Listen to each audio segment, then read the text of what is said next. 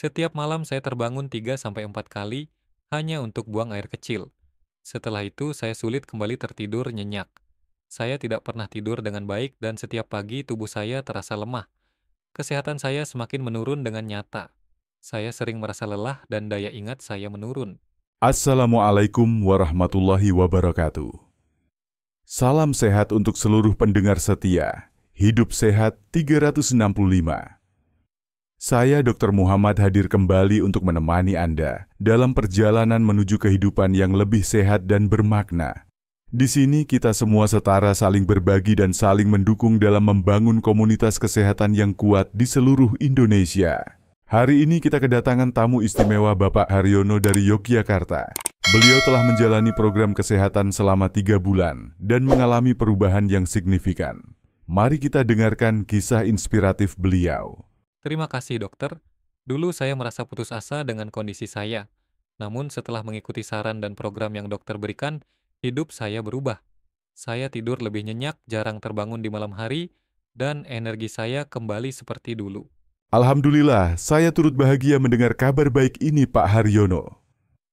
Masalah buang air kecil di malam hari atau nokturia memang sering dialami oleh pria lanjut usia. Namun dengan pendekatan yang tepat, kondisi ini bisa diatasi tanpa harus bergantung pada obat-obatan. Menurut penelitian yang diterbitkan dalam Journal of Urology tahun 2018, sekitar 60% pria berusia di atas 60 tahun mengalami nokturia. Penyebabnya bisa beragam mulai dari penurunan kapasitas kandung kemih hingga gangguan hormon antidiuretik yang mengatur produksi urin di malam hari. Saya tidak menyangka bahwa perubahan kecil dalam rutinitas harian bisa memberikan dampak sebesar ini. Saya merasa lebih segar setiap pagi dan lebih semangat menjalani aktivitas sehari-hari. Itulah kekuatan dari perubahan gaya hidup yang konsisten. Dalam episode kali ini, kita akan membahas 4 kebiasaan sederhana yang dapat membantu mengurangi frekuensi buang air kecil di malam hari, meningkatkan kualitas tidur, dan tentunya meningkatkan kualitas hidup Anda. Tetap bersama kami di Hidup Sehat 365. Bersama kita wujudkan Indonesia yang lebih sehat dan bahagia.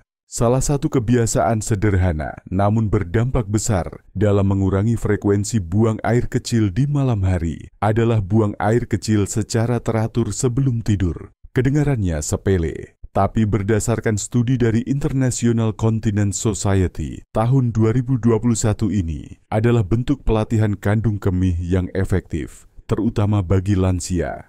Kandung kemih kita seperti alat vital lain dalam tubuh. Jika diberi rutinitas yang konsisten, ia akan bekerja lebih baik.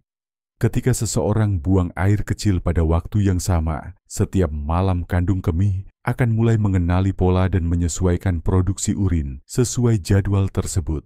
Awalnya saya pikir untuk apa ke kamar mandi kalau belum terasa ingin buang air kecil, tapi saya coba ikuti saran dokter. Saya mulai menetapkan jam tetap setiap malam sebelum tidur. Ajaibnya dalam 2 minggu saya mulai merasa tidur lebih nyenyak. Bangun malam berkurang dari 4 kali menjadi 1 atau 2 kali saja. Luar biasa Pak Haryono. Ini membuktikan bahwa perubahan sederhana bisa membawa dampak besar. Selain itu, ada ritual kecil yang bisa membantu, misalnya mematikan lampu kamar setelah buang air kecil sebagai isyarat pada tubuh bahwa saatnya istirahat total.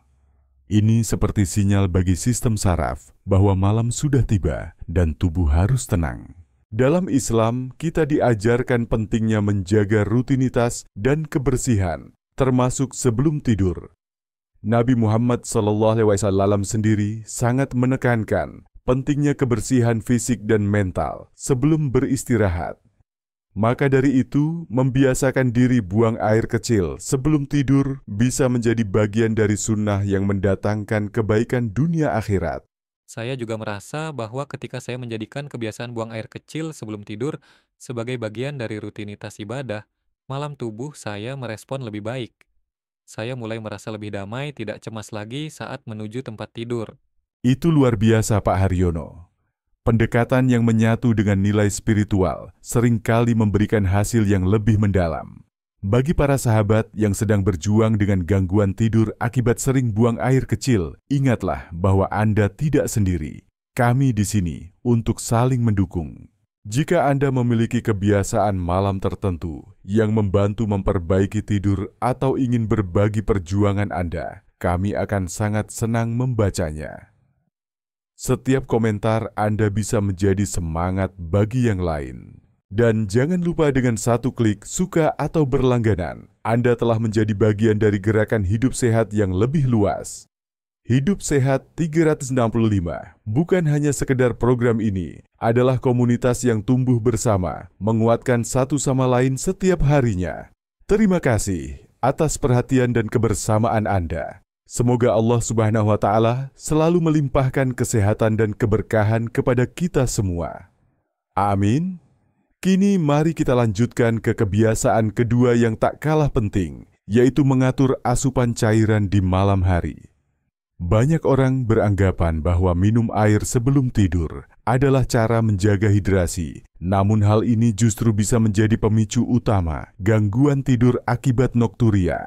Dalam jurnal ilmiah Nephrology Nursing Journal edisi tahun 2017, dijelaskan bahwa konsumsi cairan 2 jam sebelum tidur meningkatkan risiko frekuensi buang air kecil malam hari secara signifikan, terutama bagi individu berusia di atas 60 tahun. Hal ini disebabkan oleh penurunan fungsi ginjal dalam menyaring cairan secara efisien saat tubuh dalam posisi horizontal.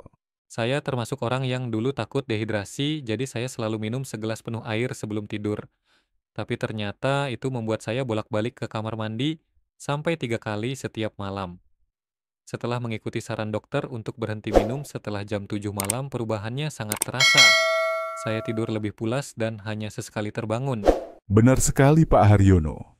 Solusi terbaik adalah memastikan tubuh cukup terhidrasi sepanjang hari, terutama dari pagi hingga sore.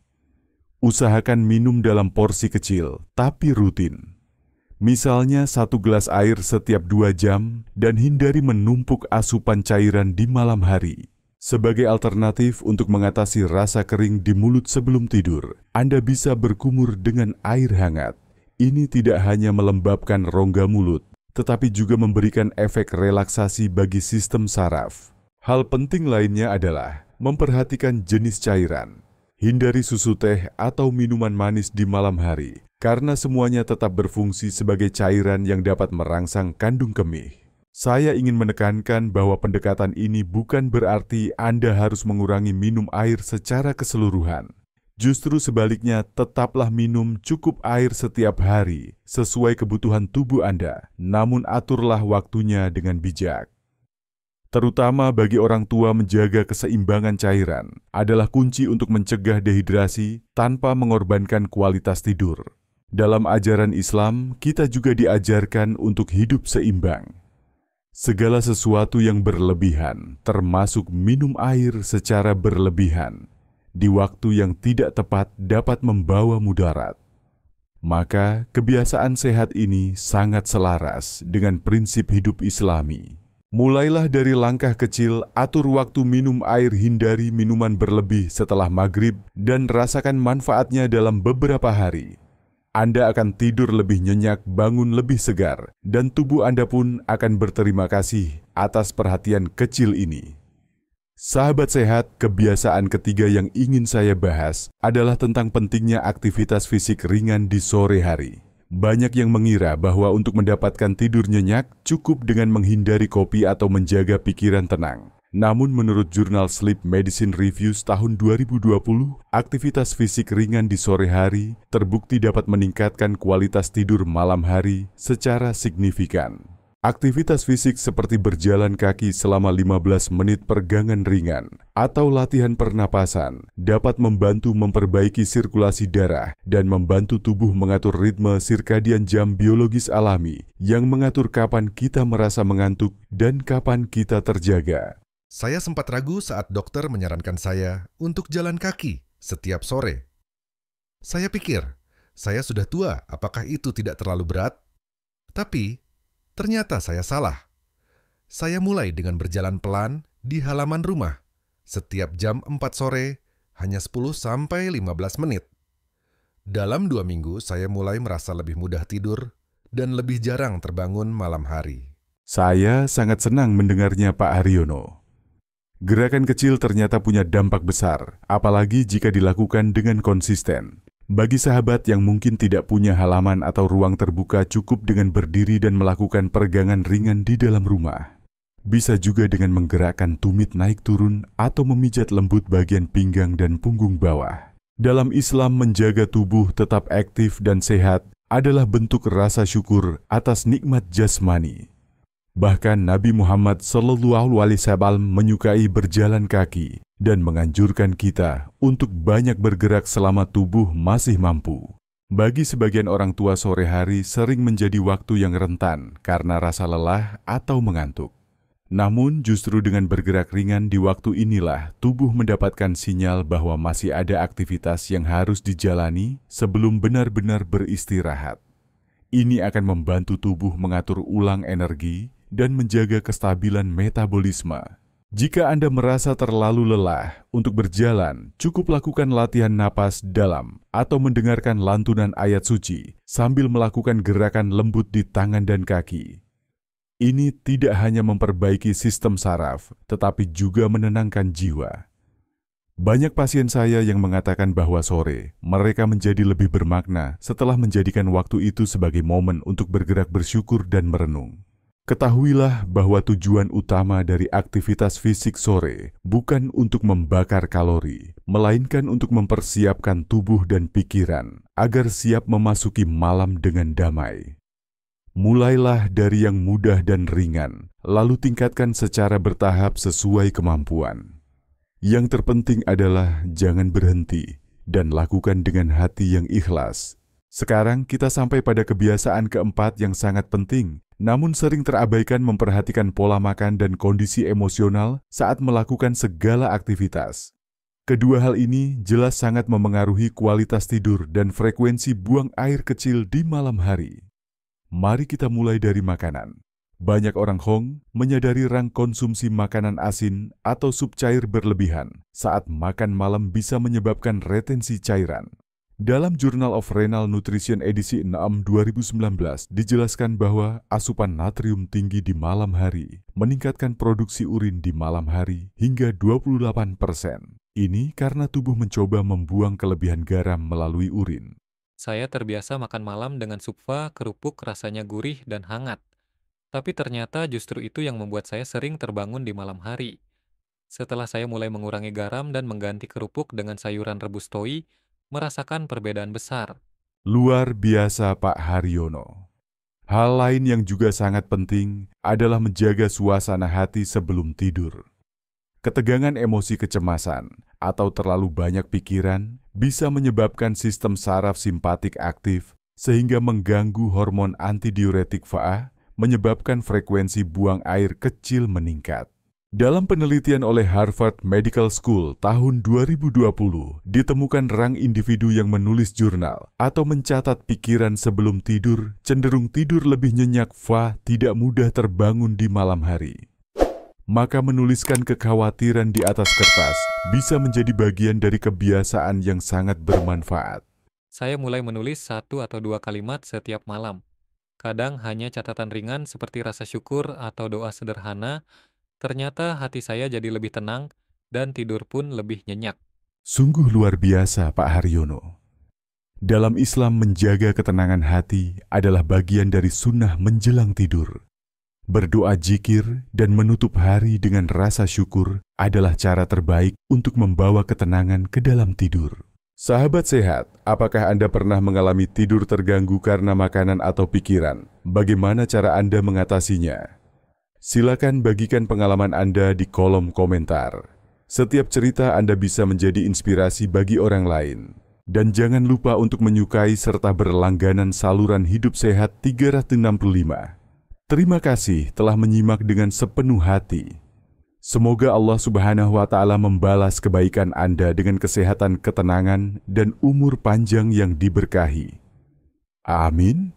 Kita telah mengeksplorasi 4 kebiasaan penting yang telah membantu banyak orang, termasuk Pak Haryono, tidur lebih nyenyak dan mengurangi frekuensi buang air kecil di malam hari.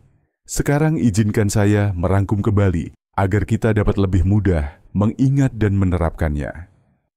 Yang pertama adalah buang air kecil pada jam yang tetap sebelum tidur. Ini bukan hanya kebiasaan, tetapi pelatihan kandung kemih yang membantu sistem tubuh mengatur produksi urin secara alami. Sebuah langkah sederhana yang dapat memberikan hasil luar biasa bila dilakukan dengan konsisten. Yang kedua, mengatur asupan cairan. Pastikan tubuh cukup terhidrasi sepanjang hari, tapi hentikan minum air minimal 2 jam sebelum tidur. Ini membantu mencegah tekanan berlebih pada ginjal dan kandung kemih di malam hari. Yang ketiga adalah aktivitas fisik ringan di sore hari. Jalan kaki 10-15 menit peregangan atau gerakan kecil bisa membantu sirkulasi darah dan menurunkan stres.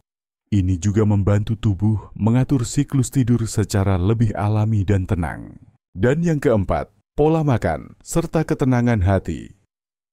Hindari makanan asin dan berkuah di malam hari, serta jaga emosi tetap tenang menjelang tidur. Menulis jurnal syukur atau membaca doa adalah cara sederhana untuk menutup hari dengan damai. Saya sendiri awalnya ragu, tapi setelah mencoba satu persatu tubuh, saya mulai merespons dengan baik. Sekarang Toy bisa tidur pulas dan bangun dengan semangat. Hidup saya terasa lebih ringan. Alhamdulillah, perubahan tidak perlu besar. Yang penting adalah langkah kecil yang dilakukan terus-menerus.